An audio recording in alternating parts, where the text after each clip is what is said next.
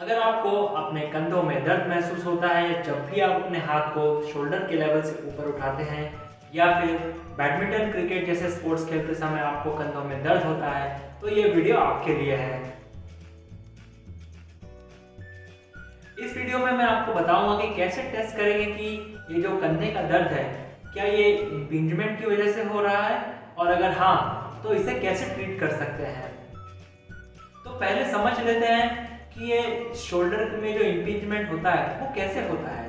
देखिए, ये जो हमारा शोल्डर जॉइंट है, इसे बॉल एंड सॉकेट जॉइंट कहते हैं। बॉल इसलिए कहते हैं क्योंकि जो आर्म बोन है उसका जो हेड है वो गोल होता है, इसी वजह से उसे बॉल कहते हैं। और जिस दूसरे बोन में वो बैठता है उसे सॉकेट बोलते हैं, इसीलिए बॉल एंड सॉकेट बोन है। लेकिन सिर्फ यही दो हड्डियां मिलके इस जॉइंट को नहीं बनाती। इसमें एक और जॉइंट होता है जो कि हमारे कॉलर बोन और शोल्डर ब्लेड के बोन से जो एक्रोमियन प्रोसेस निकलता है वो उसका छत बनाता है इस शोल्डर जॉइंट का। और हमारे ये जो शोल्डर्स हैं इसमें आगे की जो मसल्स हैं उसे डेल्टोइड मसल्स कहते हैं, और जो पीछे शोल्डर ब्लेड्स पे जो मसल है उसे रोटेटर कफ मसल बोलते हैं, जो कि शोल्डर के स्टेबलाइजर्स के नाम से भी जाना जाता है। तो क्या होता है कि इन रोटेटर कफ मसल्स में इसका जो टेंडन होता है, टेंडन यानी कि वो हिस्सा जो एक मसल को बोन से जोड़ता है, वो इस शोल्डर जॉइंट में ये जो आपका बॉल एंड सॉकेट जॉइंट है वो, और जो ये उसकी छत बन रही है कॉलर बोन और एक्रोमियन प्रोसेस है, उसके बीच से होते हुए आगे आके जुड़ता है। इसी वजह से अगर हमारा पोस्चर खराब है, यानी कि राउंडेड पोस्चर है, ये हमारे आगे के मसल ज्यादा स्ट्रॉन्ग है, तो ऐसे केस में क्या होता है कि ये जो स्पेस है, ये जो शोल्डर का रूफ है, जो छत है, और ये जो बॉल एंड सॉकेट, इसके बीच का स्पेस कम हो जाता है। इसी वजह से जो टेंडन है वो वहाँ पे पिंच होता है। जब भी आप बैडमिंटन खेलते हैं या फिर आप क्रिकेट में बॉलिंग कर रहे हैं या थ्रो कर रहे हैं, और इन जनरल अगर आप कोई सामान ऊपर से नीचे उठा रहे हैं, तब इसमें इम्पिंजमेंट होता है और पेन होता है, और साथ ही साथ इस टेंडन में सूजन होती है, जिसे टेंडनाइटिस बोलते हैं। जो लोग जिम नहीं जाते या कोई एक्सरसाइज नहीं करते या कोई स्पोर्ट्स नहीं खेलते, उनमें ये प्रॉब्लम इसलिए होती है क्योंकि उनका पोस्चर काफ़ी खराब होता है और शोल्डर्स काफ़ी ज़्यादा झुके होते हैं। इस वजह से वो स्पेस कम हो जाती है और इस वजह से टेंडनाइटिस होता है और इम्पिंजमेंट होता है। और जो लोग जिम जाते हैं वो क्या करते हैं, सिर्फ और सिर्फ आगे के जो मसल्स हैं, जो डेल्टोइड मसल्स हैं, जो बाइसेप्स है, ट्राइसेप्स है, उस पर ध्यान देते हैं। इसकी वजह से उनके शरीर में, उनके जॉइंट में मसल इम्बैलेंस हो जाता है, यानी कि जो आगे के मसल्स हैं जिन्हें कि हम मोबिलाइजर बोलते हैं, जिसकी वजह से शोल्डर मूव कर रहा है, वो ज़्यादा स्ट्रॉन्ग हो जाता है। और जो स्टेबलाइजर्स हैं, जो रोटेटर कफ है, जो कि रोटेशन करते हैं और साथ ही उन्हें शोल्डर स्टेबलाइजर्स भी कहा जाता है, उनकी स्ट्रेंथ पे वो ध्यान नहीं देते, तो इस मसल इम्बैलेंस की वजह से भी इम्पिंजमेंट होती है। चलिए जानते हैं कि कौन से दो टेस्ट हैं जिन्हें आप घर बैठे ही कर सकते हैं और पता लगा सकते हैं कि आपको इम्पिंजमेंट है। जो पहला टेस्ट है उसे नीड्स इम्पिंजमेंट टेस्ट बोलते हैं। उसके लिए क्या करना है कि इस तरह से मुट्ठी बांधना है और थंब इस तरह से नीचे रहेगा, ठीक है, और हाथ जो है हाथ शोल्डर लेवल पे रहेगा, और इसके बाद से आपको जल्दी से ऊपर लेके जाना है हाथ को। अगर ये करते समय आपके शोल्डर में पेन उठता है तो ये टेस्ट पॉजिटिव है। फिर से देखिए, थंब फेसिंग डाउन, मुट्ठी बांधा हुआ है आपने, और ऐसे ऊपर लेके जाना है, ठीक है। अगर ये करते समय आपको शोल्डर में दर्द होता है, यानी ये टेस्ट पॉजिटिव है।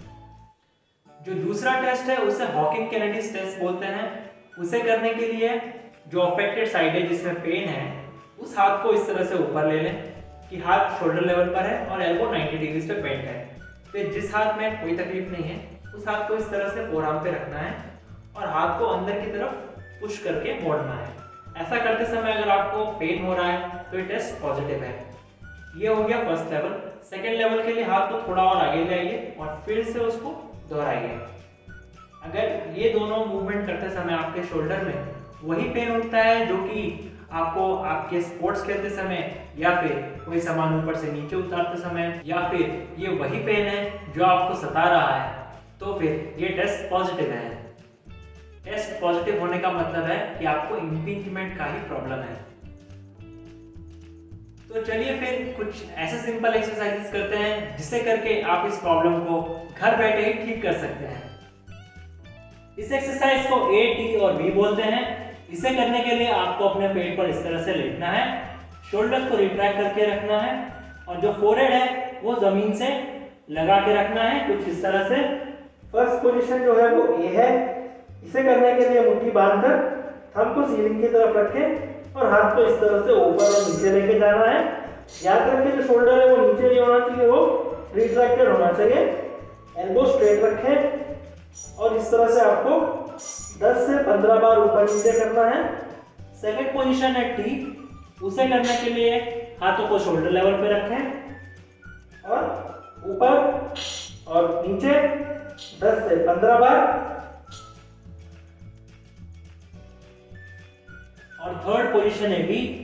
उसे करने के लिए हाथों को इस तरह से एंगल पे रखें, शोल्डर रिट्रैक्ट करके थंब को ऊपर की तरफ रखना है और फोरहेड को जमीन से लगा के रखना है और फिर से एल्बो सीधा रख के हाथों को ऊपर नीचे करना है कुछ इस तरह से।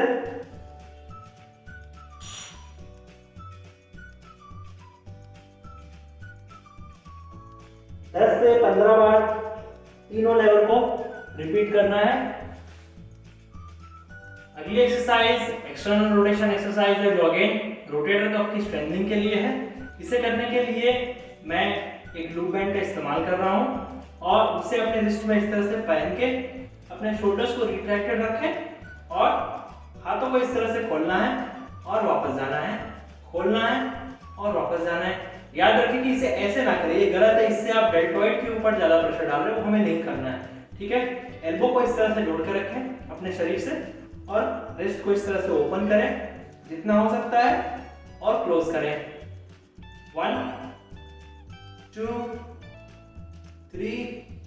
इसे आपको कम से कम 10 से 15 बार रिपीट करना है। 2 से 3 सेट दोहरा सकते हैं। इस एक्सरसाइज को रोइंग बोलते हैं।